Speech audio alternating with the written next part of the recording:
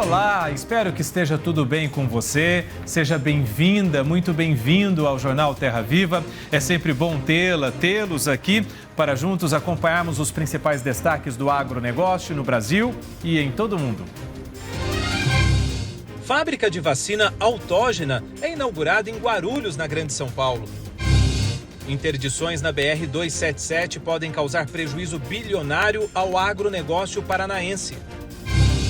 Preços globais do arroz sobem 2% em fevereiro.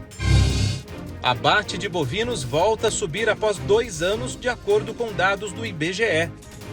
E você vai ver ainda que o sururu reaparece na Lagoa Mundaú após 10 meses de escassez. A falta do molusco gerou séria crise socioeconômica para quem vive do produto. Essas e outras notícias a partir de agora aqui no Jornal Terra Viva. Olha que boa notícia, hein? Foi inaugurada nesta quarta-feira em Guarulhos, aqui na Grande São Paulo, uma fábrica de vacina autógena. Calma que a gente vai explicar. Essa fábrica é uma fábrica de vacina personalizada. Essa vacina é produzida a partir de micro-organismos isolados e identificados em animais de uma determinada propriedade. E essa nova fábrica vai atender inicialmente as produções de aves, suínos e peixes. A nova fábrica tem capacidade anual para 50 milhões de doses de vacinas autógenas para animais de produção. Cada vez mais a gente tem percebido e tem visto no mercado algumas situações, algumas doenças que por algumas vezes você não tem o produto comercial, não tem a vacina comercial licenciada disponível. São doenças únicas, doenças que ainda não estão soluções disponíveis no mercado. E as vacinas autógenas podem contribuir muito isso. No mesmo complexo foi construído um laboratório que vai estudar os problemas sanitários que impactam a produção. 49 casos clínicos já foram detectados e desses estudos vão sair vacinas customizadas. A vacina autógena é uma vacina específica para cada rebanho. Então, o trabalho é feito junto com os veterinários de campo que iniciam a coleta do material para fazer o diagnóstico conclusivo laboratorial. E a partir desses isolamentos é possível fazer composições vacinais específicas, customizadas para cada cliente. Inicialmente, a fábrica vai atender as produções de suínos, aves e peixes. Para representantes do agro, as vacinas autógenas diminuem os prejuízos com doenças do rebanho. Você tem possibilidade de coletar material, identificá-lo e fazer, ou seja, produzir um produto específico para o seu plantel, é fundamental. Você vai bloquear essa enfermidade num curto espaço de tempo. Temos uma política de olhar muito junto, principalmente o pequeno e o médio produtor, que é a grande maioria aqui no estado.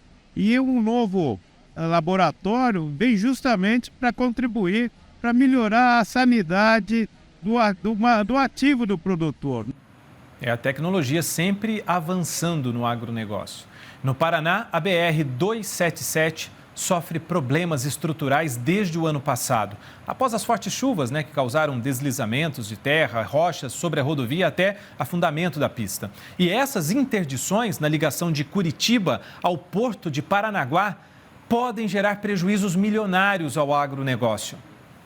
Prejuízos gerados pelas más condições da BR-277 devem passar a 600 milhões de reais. O cálculo é do Departamento Técnico e Econômico da Federação da Agricultura e Pecuária do Paraná e considera somente os prejuízos para o escoamento da soja. Nós estamos aí colhendo também um bom prejuízo. Só para se ter uma ideia, a questão do frete, que teve uma alteração nos seus preços, aí está dando quase 600 milhões de reais. Se nós pegar o prêmio negativo que hoje está em relação do prêmio positivo que tinha pouco, nós estamos aí estimando mais 230 milhões a menos de receita.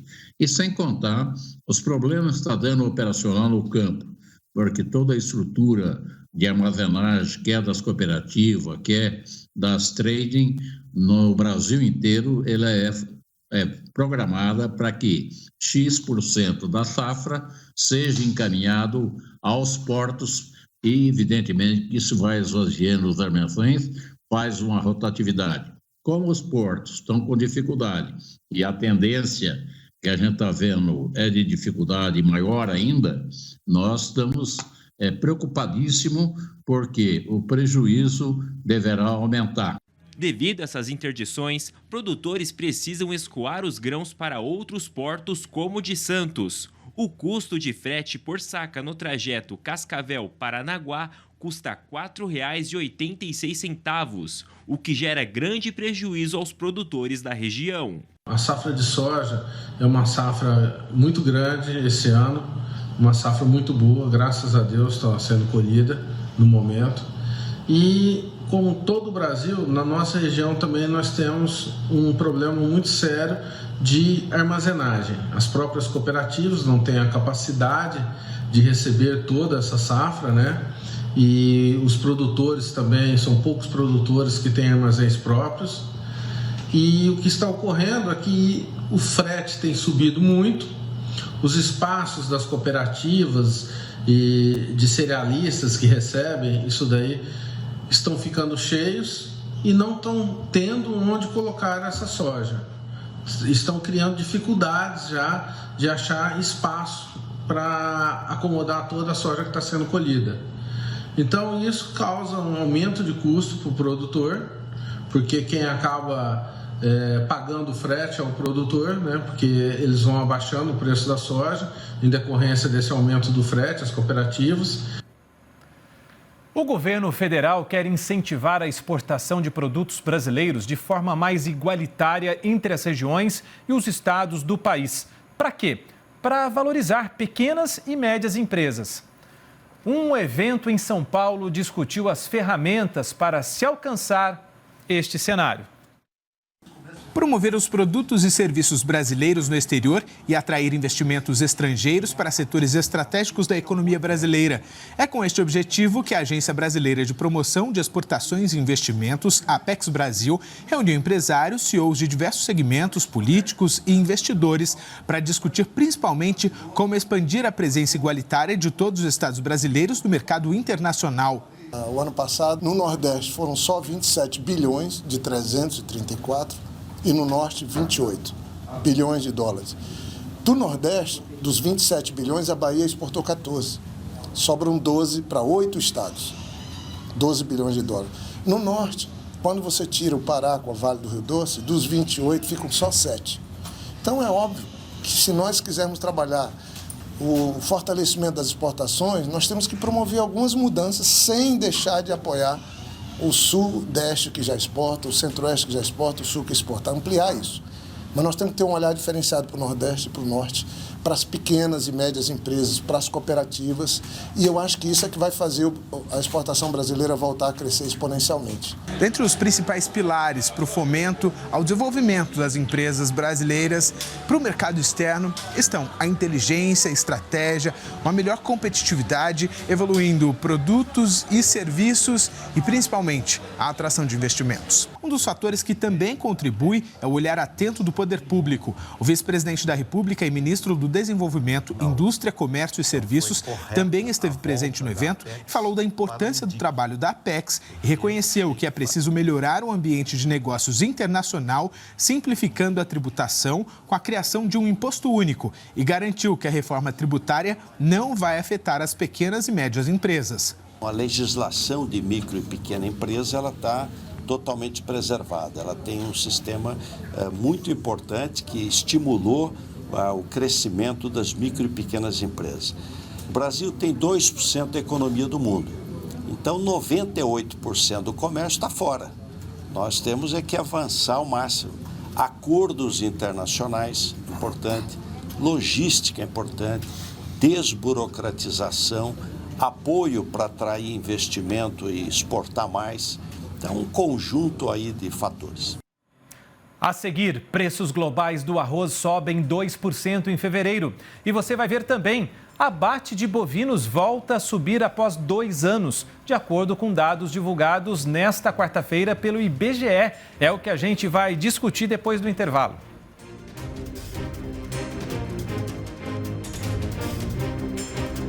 Os preços mundiais do arroz saltaram em média 2% em fevereiro. A alta é reflexo da oferta reduzida do arroz para exportação, que elevou os preços na Índia em 5% e nos Estados Unidos em 3%. No último mês, o índice Osiris Info Arroz cresceu 3,6 pontos em relação a janeiro e atingiu 226 pontos, de acordo com o Centro de Cooperação Internacional em Pesquisa Agronômica para o Desenvolvimento da França. Projeções para a safra 22-23 indicam que a disponibilidade do cereal deverá ser de 778 milhões de toneladas, o que aponta uma retração de 1,5% na comparação com o ciclo passado. O movimento Coalizão Brasil, Clima, Florestas e Agricultura, que reúne diversos setores em benefício de uma economia de baixo carbono, repudiou nesta quarta-feira o emprego de trabalhadores em condições análogas à escravidão. Em nota, a Coalizão Brasil classifica como inaceitável que o território brasileiro ainda abrigue empresas que insistem em manter práticas desumanas e criminosas, mesmo após o fim da escravização de pessoas há 135 anos. O movimento multissetorial, composto por mais de 300 representantes da academia, do setor financeiro, privado, além da sociedade civil, ressalta que o país não se tornará moderno, próspero e sustentável enquanto houver pessoas submetidas a condições análogas à escravidão e pede o fortalecimento de órgãos de monitoramento e fiscalização para erradicação do trabalho escravo, além de investimento na sensibilização dos trabalhadores rurais sobre seus direitos para exercício digno de sua função. O Ministério da Agricultura estabeleceu um grupo de trabalho para aprimorar o sistema de pesquisa agropecuária da Embrapa. A portaria de número 56, que cria então o grupo de trabalho, foi publicada no Diário Oficial da União nesta quarta-feira. Os integrantes do grupo vão ser profissionais de comprovada experiência e conhecimento da área de pesquisa agropecuária, viu? Entre os participantes estão Silvio Crestana, que é ex-presidente da Embrapa, Ana Célia Castro, Roberto Rodrigues, Luiz Carlos Guedes Pinto e Pedro Camargo Neto. O objetivo do trabalho é identificar, então, demandas, avaliar as limitações do atual modelo e apresentar propostas para aprimoramento das pesquisas. O grupo deve atuar durante 90 dias. Após esse prazo aí de 3 meses, um relatório final vai ser encaminhado ao ministro da Agricultura, Carlos Fávaro. A seguir, a previsão do tempo para todo o país. E você vai ver ainda que um azeite de oliva gaúcho vence uma das mais importantes premiações do mundo. É nosso, é bom, é do Brasil. Daqui a pouco, depois do intervalo.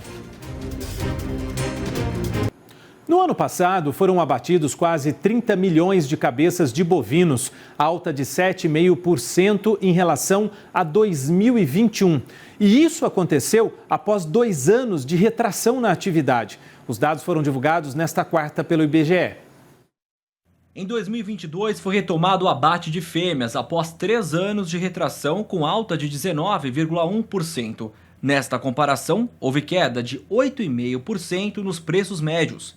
O aumento da atividade foi acompanhado das exportações recordes de carne bovina in natura, com quase 2 milhões de toneladas. Mato Grosso continuou liderando o ranking das unidades federativas do abate de bovinos, com 15,8% da participação nacional, seguido por São Paulo, com 11,5%, e Mato Grosso do Sul, com 11%. Então, a gente teve uma retomada expressiva, né, desse abate de vacas, né, muito em consequência também de novos animais que estão entrando no mercado, aqueles bezerros que nasceram lá em 2020, estão começando a entrar no mercado, né? O próprio preço do bezerro começa a dar uma retração, então isso estimula, né, o abate de fêmeas, pela questão do próprio preço do bezerro, né? Além disso, tem a questão das exportações também, né? Se a gente notar aí, equivalente de carcaça ao longo de 2020, foi mais de 30% exportado, né, da nossa produção de carcaças, e isso era um número que antes ficava na casa aí, lá para os idos de 2020, 2019 ali, ficava na casa dos 20%, não passava muito dos 20%, né? E agora a gente está vendo uma acumulada ao longo do ano de mais de 30% sendo exportado, né? Com alguns mercados, principalmente China, né? e outros mercados do Sudeste Asiático também que foram abertos, os Estados Unidos também, que começou a importar carne brasileira a partir de 2020, o Egito, né? Agritendências com o Silmar César Miller.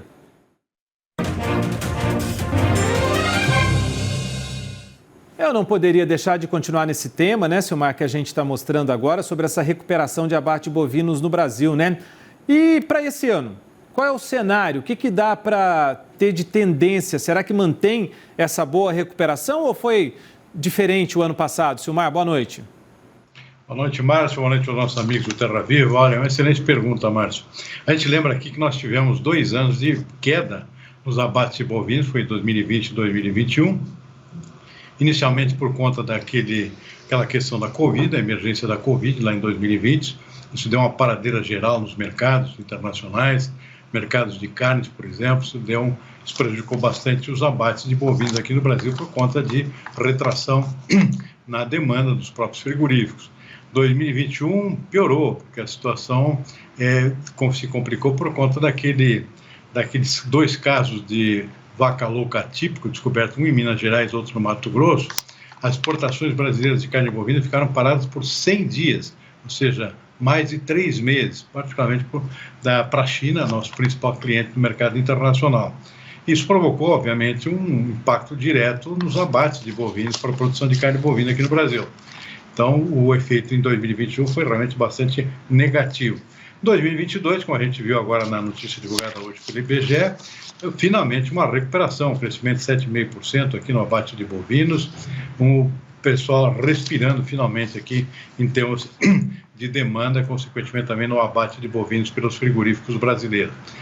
Agora, 2023, um novo ponto de interrogação que surge nesse mercado, que é a nova paralisação das exportações, que está acontecendo exatamente nesse momento. Havia toda uma expectativa positiva para esse ano, em termos de exportações de carne bovina, consequentemente também impacto positivo na demanda por bovinos aqui no Brasil, e nos abates, portanto, de bovinos para a produção de carne, mas tudo agora se transforma num novo ponto de interrogação por conta dessa parada, que já vai para o 2º mês consecutivo, começou lá em fevereiro, nós estamos no mês de março, nenhuma notícia nova de reabertura das importações de carne bovina brasileira pela China, e a China que tem que dar esse sinal, porque isso é um acordo que existe entre Brasil e China. Quando surge um caso de vaca louca aqui no Brasil, surgiu esse caso novo no Pará esse ano, atípico ou não, está superado o episódio, mas a China aproveita já para dar uma segurada nas compras, ajuda também a baixar o preço da carne no mercado internacional. O fato é que isso vai acabar afetando também o abate de bovinos aqui no Brasil, ou seja, depois dessa recuperação em 2022, talvez em 2023 isso não se repita. Portanto, preocupação que surge já nesse início do ano por conta dessa paralisação que ocorre no momento.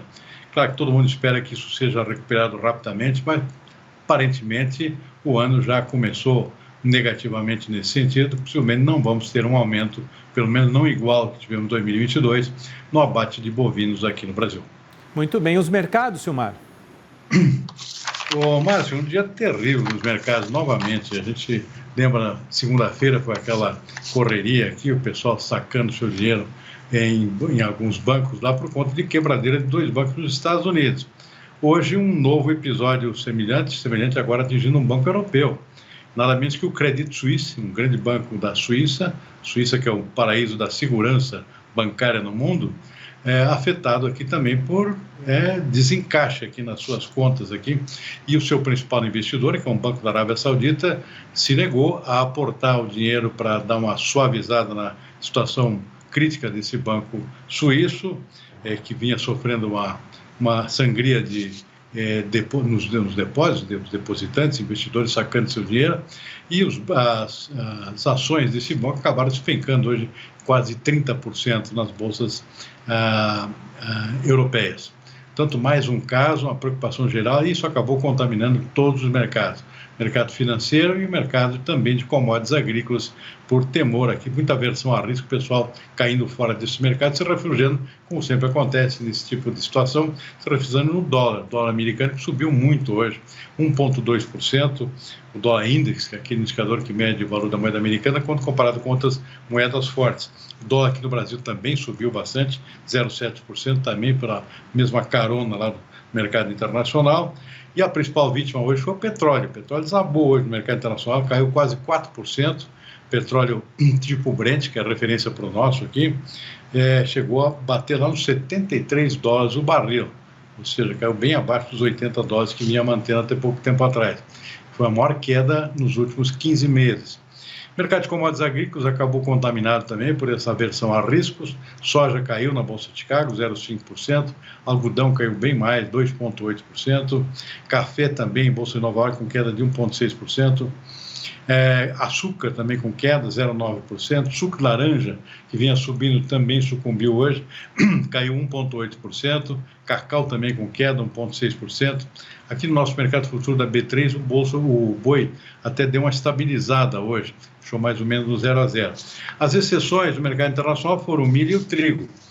Também sofreram impacto dessa questão aí desse Banco Europeu, mas, por outro lado, tiveram uma sustentação aqui por conta das incertezas com relação à abertura ou não, ou continuidade ou não, da abertura dos portos ucranianos para exportação de milho e trigo da Ucrânia.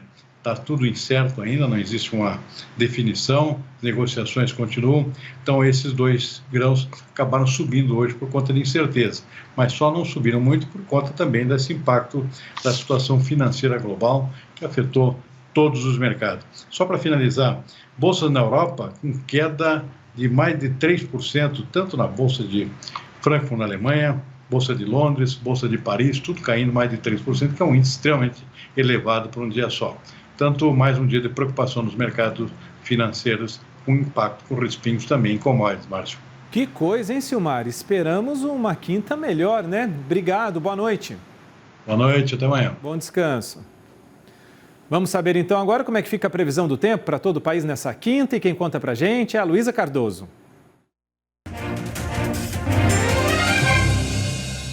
Através das imagens de satélite, podemos observar nuvens carregadas sobre o nordeste e norte do país. Amanhã, quinta-feira, as pancadas de chuva mais volumosas vão ficar justamente nessas regiões, entre o Mato Piba e o Pará. Inclusive, há alerta para novos transtornos por conta do excesso de umidade dos últimos dias. Nas regiões em verde claro no mapa, o tempo fica firme pela manhã e à tarde vem as pancadas de chuva isoladas e sem grandes volumes acumulados, que podem ser acompanhadas de trovoadas também. Na metade leste do estado gaúcho e também no norte do Amazonas e Roraima, o tempo fica firme e sem condição para chuva. Falando nas temperaturas, a máxima atinge a casa dos 31 graus em Salvador, 30 em Natal e 32 em Porto Alegre. Nos próximos dias, os maiores volumes acumulados vão permanecer ainda entre o Mato Piba, o que favorece os cultivos em desenvolvimento nessa região, mas pode interromper o avanço na colheita da soja tanto no Tocantins quanto no Maranhão. Mesmo cenário para o Mato Grosso, mas essa umidade de 60 milímetros em boa parte do centro-oeste pode sim beneficiar os cultivos de segunda safra. Falando na metade sul da Bahia, todo o sudeste e também o sul do país, a condição é de tempo firme e se chover é de maneira muito pontual, acumulando apenas 5 milímetros, o que beneficia também o avanço na colheita do arroz no estado gaúcho, que até então atingiu mais de 12% da área. Na próxima semana, a chuva se espalha pelo país e as pancadas mais volumosas permanecem entre o Mato Piba, Pará e também Mato Grosso, 60 milímetros são esperados, mas também avançam para o estado da Bahia e o norte mineiro, que está com déficit hídrico no solo. 60 milímetros de chuva vão beneficiar o algodão no oeste da Bahia. Muito obrigado, Luísa. E a escassez do sururu? Você sabe o que é o sururu? Pois é, o sururu é uma espécie de mexilhão e a escassez dele, que aconteceu, foi culpa do excesso de chuva. E a gente vai explicar onde e por quê. Só que agora ele reapareceu, foi em Maceió, mas em menor quantidade. E o sustento de uma comunidade local continua ameaçado. Há muito tempo, cenas como essa não eram vistas. A canoa cheia traz, além do sururu, o sustento de mais de 3 mil famílias que vivem nos bairros banhados pela Lagoa Mundaú. O molusco, considerado patrimônio imaterial de Alagoas, reapareceu em Maceió depois de 10 meses de escassez. O período foi difícil para quem depende dele para sobreviver. Sururu, durante esse tempo aí, esses 10 meses que passou sem sururu aí, eu passei muita necessidade, entendeu? Aí vendi o barco para poder me alimentar. Estava indo para o outro lado catar garrafa, porque não tinha sururu, não tinha peixe na lagoa. O desaparecimento do sururu se deu por conta da baixa salinidade da água, em consequência das chuvas intensas que castigaram o estado no ano passado. Esse sal desapareceu, a água ficou doce, não houve condição de proliferação desse sururu. Pesca, despinica, joga no fogo, limpa e peneira. Esse é o processo que envolve pelo menos de 6 a 10 pessoas que tiram o mínimo de renda aqui da beira da lagoa. Agora imagine você ficar quase um ano sem tirar R$1 dessa atividade. O pessoal da comunidade aqui estava num sofrimento terrível, não tem ajuda de ninguém. E mesmo com a volta do molusco, a quantidade que tem sido encontrada na lagoa atende aproximadamente apenas 10% da comunidade. Que coisa, hein? Trabalho bonito também. Gente, o Brasil vem se destacando na produção de azeite de oliva extra virgem nos últimos tempos. Os rótulos nacionais vêm sendo reconhecidos ao redor do mundo, tanto os da Serra da Mantiqueira, no sudeste brasileiro, quanto os do sul do país, que já são mais antigos, né? Principalmente por causa da marca de azeite puro, né? Que foi eleita aí a melhor produtora do hemisfério sul. A gente vai entender que tipo de concurso foi esse, como é que foi essa eleição, porque esse título é reconhecido por um concurso italiano. Para falar sobre esse assunto, a gente recebe aqui o Rafael Farina, que está aqui. Rafael, que alegria recebê-lo aqui no Jornal Terra Viva. O Rafael, ele é diretor de marketing, né, da Azeite Puro. Mas a Azeite Puro, na verdade, ela é uma fazenda, ela é uma empresa beneficiadora. Fala para a gente um pouco da Azeite Puro, Rafael, e como é que vocês conseguiram chegar nesse momento tão importante para o azeite brasileiro. Boa noite. Boa noite, tudo bem? Em primeiro lugar, muito obrigado pelo convite. É sempre legal a gente poder mostrar um pouco mais do nosso trabalho para quem ainda não conhece muito sobre azeite de oliva. A nossa empresa existe desde 2014, é do antigo sonho do nosso avô, e hoje ela é tocada pelos netos dele, né? Nós somos em 8 netos, e esse prêmio que nós ganhamos, ele é um concurso mais antigo do mundo em atividade.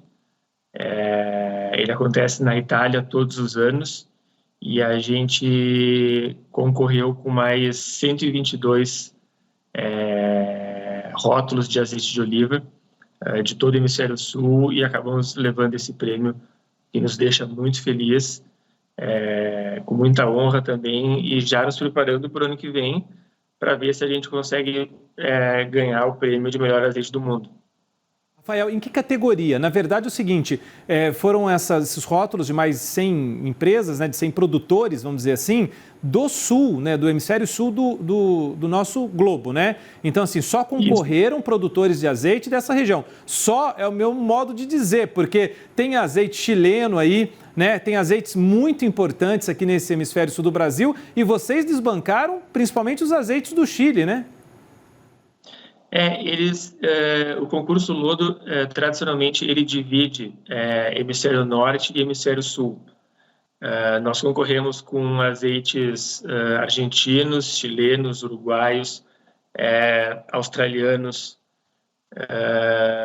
e todos eles extra virgens, né? Então estava lá só a nata dos azeites de oliva e a gente acabou levando um prêmio como empresa geral, né? Então foi uma qualificação que deram para o nosso azeite, mas também como a forma como a gente cuida do nosso pomar e a forma como a gente produz o nosso azeite. Rafael, a fazenda fica onde? Ela fica na região central do Rio Grande do Sul, numa cidade chamada Cachoeira do Sul. É um grande polo produtor de azeite de oliva. É a região central do estado. Tem um clima e tem um solo bastante férteis para a gente alavancar esse negócio. Entendi. Agora é o seguinte, a produção, a azeitona é toda de vocês não compram, é tudo produzido na fazenda? É tudo produzido lá, hoje nós temos 200 hectares plantados. Esse ano teremos a produção aproximada de 40 mil litros de azeite de oliva. É claro que todo mundo está querendo saber, eu estou vendo a pontinha da garrafa aí e a gente não tem problema nenhum de divulgar. Pelo contrário, a gente tem orgulho em divulgar. Dizem que para aparecer na TV tem que pagar. Não, aqui a gente faz o jornalismo e a gente gosta de mostrar o que é bom, o que é do Brasil. Pronto, tá aqui, mostra a garrafa para todo mundo poder reconhecer o produto no nosso Brasil, né? Para quem está querendo saber qual é o produto, como é que ele foi escolhido o melhor aí do Hemisfério Sul, o Rafael mostrando para a gente. Agora a gente fica com aquela vontade, todo mundo aqui, de experimentar e poder curtir esse prêmio brasileiro. Gente, eu acabei de conversar aqui com o Rafael, né? O Rafael, ele é diretor de marketing, o Rafael Farina é diretor de marketing da Azeite Puro, que é a empresa criada, a produção criada pelo avô e que agora os netos estão tocando em frente. Rafa, parabéns, receba o nosso abraço, parabéns por enaltecer aí o nosso azeite brasileiro e volte sempre, tá bom? Muito obrigado pelo convite. Convido todos a provarem o nosso azeite puro para ver que realmente esse prêmio tem tudo a ver com a nossa qualidade. Obrigado. Legal, obrigado, Rafael. Até a próxima. Parabéns aí mais uma vez. Olha, nesta quarta-feira, ou seja, hoje, daqui a pouquinho, a partir das 8h30 da noite, depois do DBO na TV com Sidney Maschio, aqui no canal Terra Viva, a gente exibe o 7º leilão árabe HVP. O leilão vai trazer a genética diferenciada do cavalo árabe com a marca HVP. E esse aí, especificamente, que você está vendo na tela do jornal Terra Viva, é o lote 40 que a gente fez questão de selecionar para chamar a sua atenção, porque esse aí é o Zafir HVP, né? Sabe que dia que ele nasceu? Dia 8 de março. Sabe que dia que eu nasci? Dia 6 de março. Quase que a gente faz aniversário junto, hein? Eu acho que eu vou acompanhar esse leilão, hein? Quem sabe eu não fico aí com o Zafir, hein? Então, daqui a pouquinho, às 8h30 da noite, depois do DBO na TV. Lembrando para você que está nos acompanhando de madrugada no Band News ou aqui no nosso canal do YouTube, que no nosso site, né, do canal Terra Viva, você consegue saber todos os leilões, né? Porque nós somos aqui o número 1 em leilões no Brasil. Olha, com essa imagem linda, eu agradeço você por estarmos juntos mais uma vez. A gente se encontra às 6h45 dessa quinta-feira. Bom descanso, bom trabalho para quem segue no período noturno. Continua com a gente.